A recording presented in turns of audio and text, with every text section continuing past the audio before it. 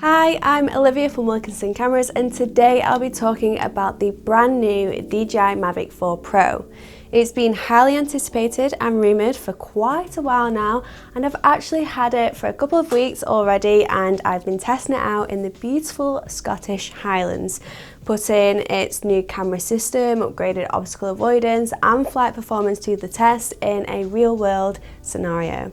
And honestly, this is the most capable drone I've ever flown, delivering seriously impressive results.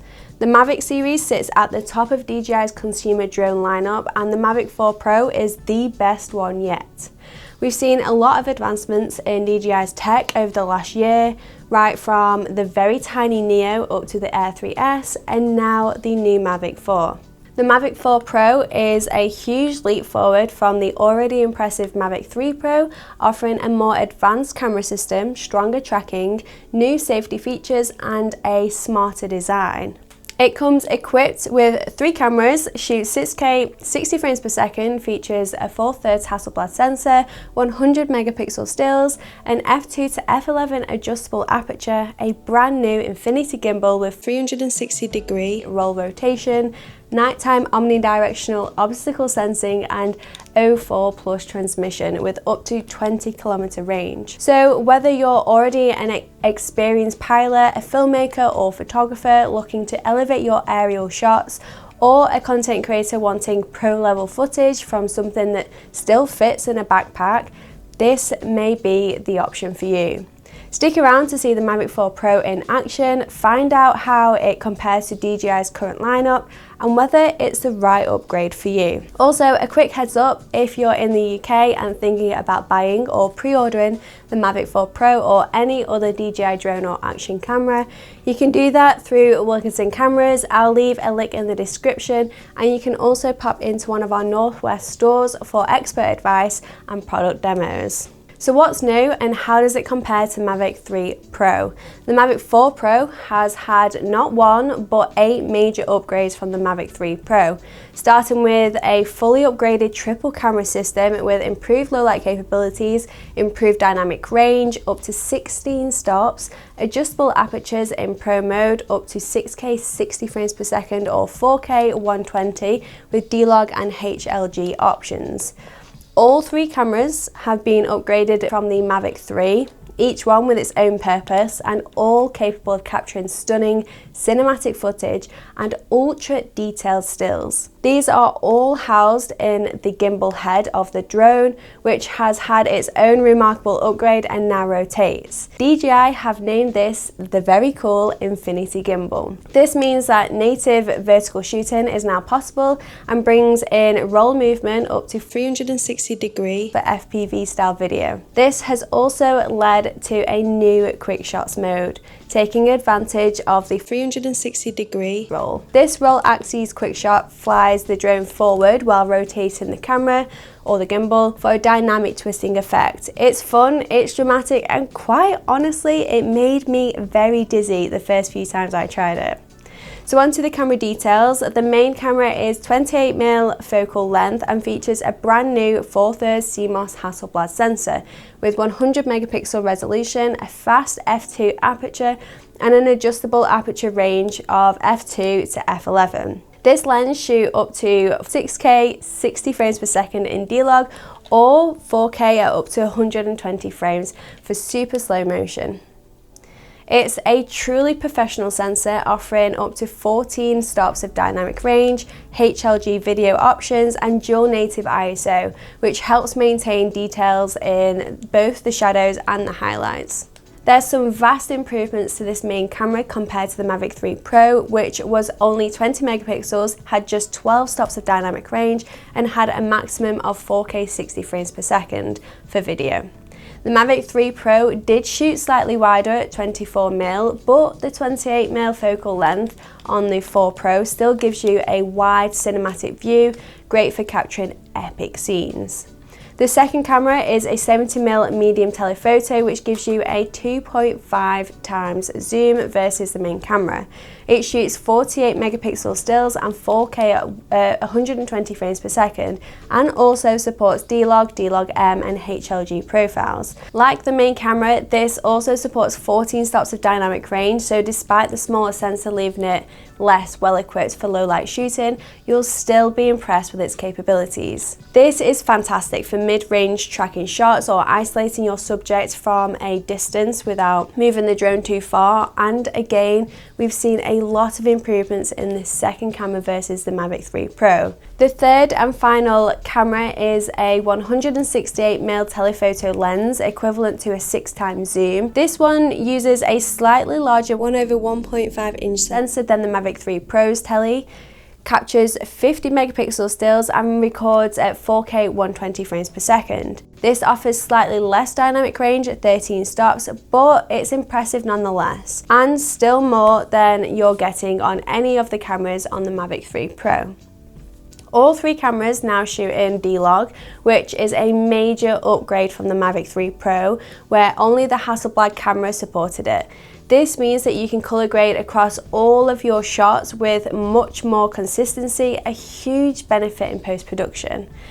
Image quality across the board is phenomenal. In Scotland, I was shooting in pretty moody, overcast light most of the time, and the Mavic 4 Pro still delivered incredibly detailed dynamic footage.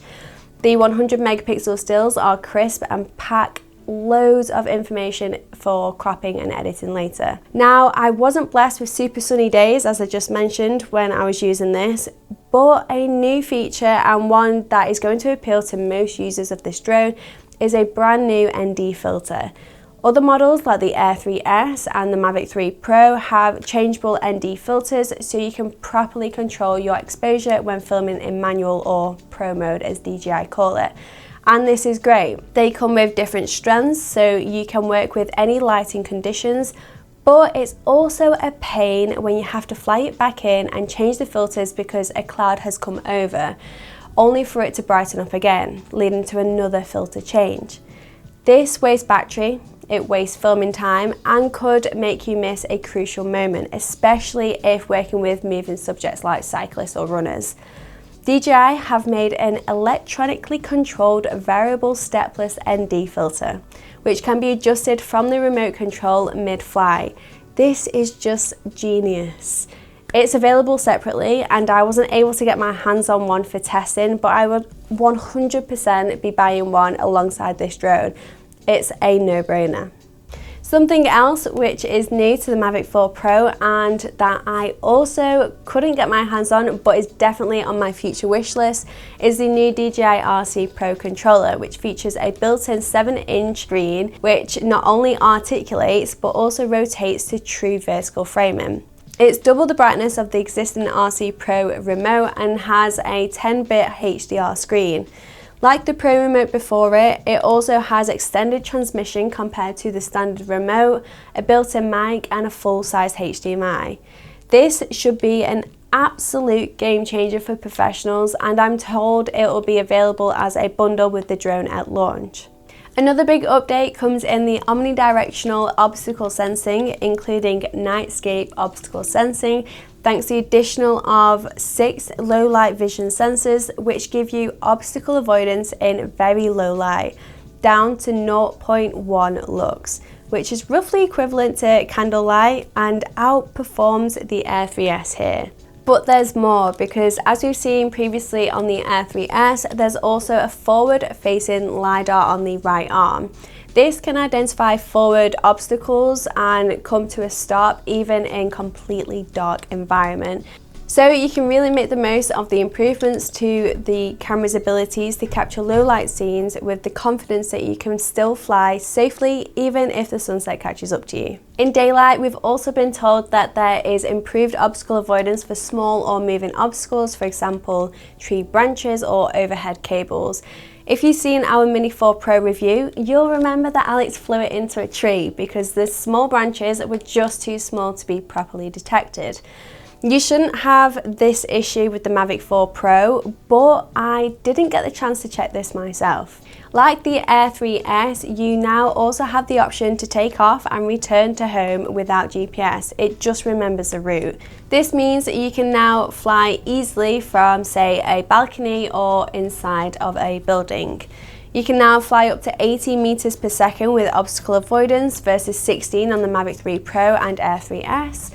Combine this with the improvements to the battery, which is now 95 watt-hour battery versus 77 in the Mavic 3, as well as the faster flight speed in sports mode up to 25 meters per second, which is the equivalent of 90 kilometers or 62 miles per hour.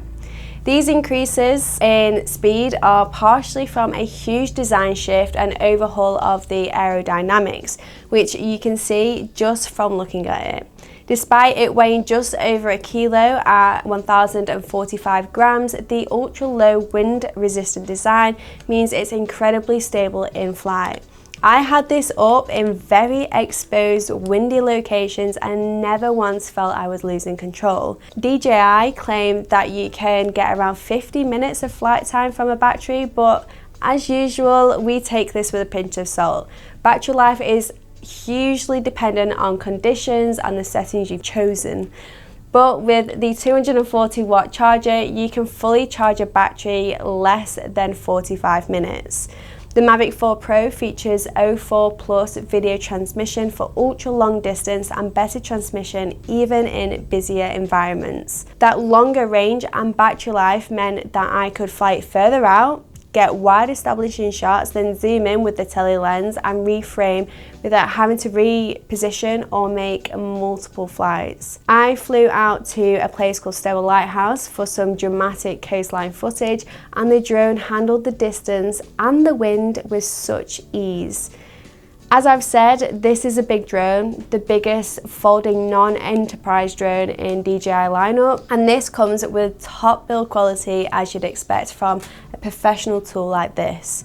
It feels solid, it looks great, and has some neat new features borrowed from lower models like the Flip, like the auto power on when you unfold the legs, which is just genius, making it quicker than ever to get straight up into the air. It comes with a really smart little propeller brace to keep everything tidy and protected in your bag.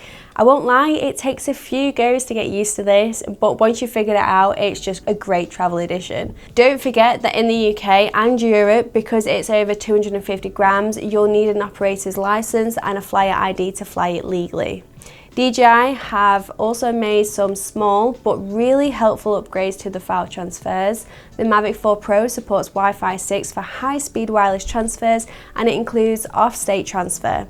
You can also use your phone for other things during transfer, which is surprisingly handy when you're working in the field and need to multitask. Saving the best and most noticeable improvement until last, we've got major updates to tracking and object recognition. The drone can now detect and track people, vehicles, boats, and even birds with intelligent tracking modes like Spotlight of Birds, Active Track 360, and is fully compatible with DJI's RC Track. DJI RC Track was first talked about back with the Air 3S launch, and I'm not sure what happened to it, but DJI have told us that this will be compatible with the Mavic 4 Pro and hopefully the Air 3S like originally planned.